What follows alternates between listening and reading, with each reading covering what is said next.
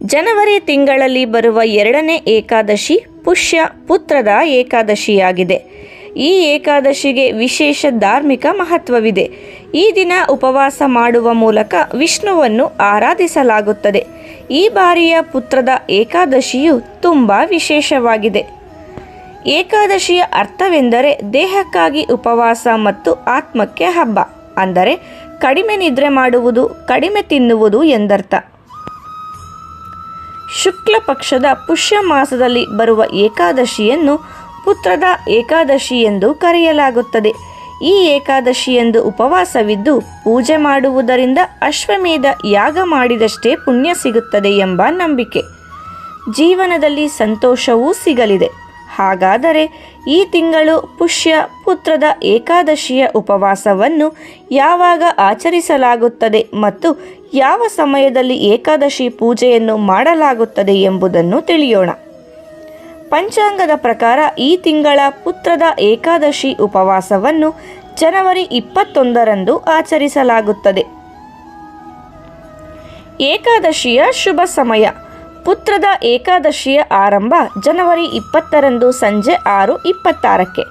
ಏಕಾದಶಿಯ ಮುಕ್ತಾಯ ಜನವರಿ 21ರಂದು ಸಂಜೆ 7:26ಕ್ಕೆ. ಪುತ್ರದ ಏಕಾದಶಿಯ ಪರಿಹಾರಗಳು.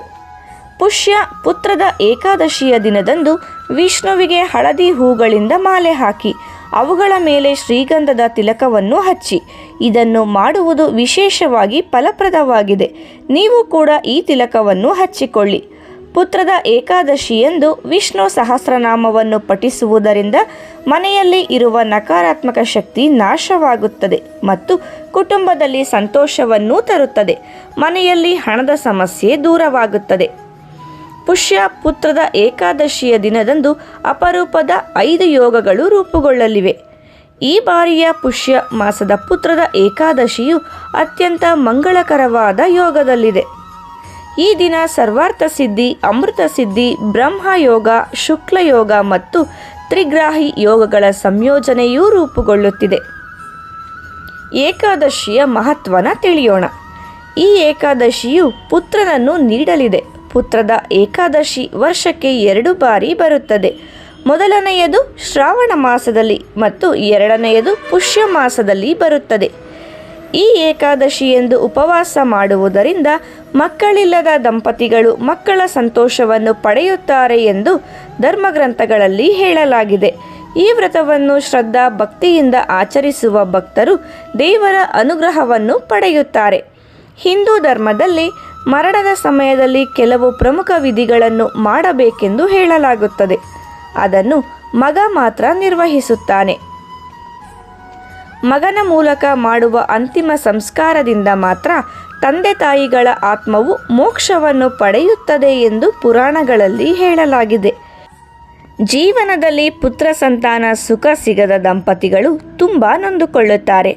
ಪುತ್ರ ಸಂತಾನದ ಸಂತೋಷವನ್ನು ಪಡೆಯಲು ಪುತ್ರದ ಏಕಾದಶಿಯಂದು ಉಪವಾಸವನ್ನು ಆಚರಿಸಲಾಗುತ್ತದೆ. ಅದರ ಪರಿಣಾಮದಿಂದಾಗಿ ವ್ಯಕ್ತಿಯು ಪುತ್ರ ಸಂತಾನದ ಸಂತೋಷ ಲಾಭವನ್ನು ಪಡೆಯುತ್ತಾನೆ ಹಾಗೂ ಮಕ್ಕಳಿಗೆ ಸಂಬಂಧಿಸಿದ ಎಲ್ಲ ರೀತಿಯ ಸಮಸ್ಯೆಗಳೂ ದೂರವಾಗುತ್ತವೆ. ಈಗಾಗಲೇ ಮಕ್ಕಳನ್ನು ಹೊಂದಿರುವ ಭಕ್ತರಿಗೂ ಈ ಉಪವಾಸವನ್ನು ಅತ್ಯುತ್ತಮವೆಂದು ಪರಿಗಣಿಸಲಾಗಿದೆ.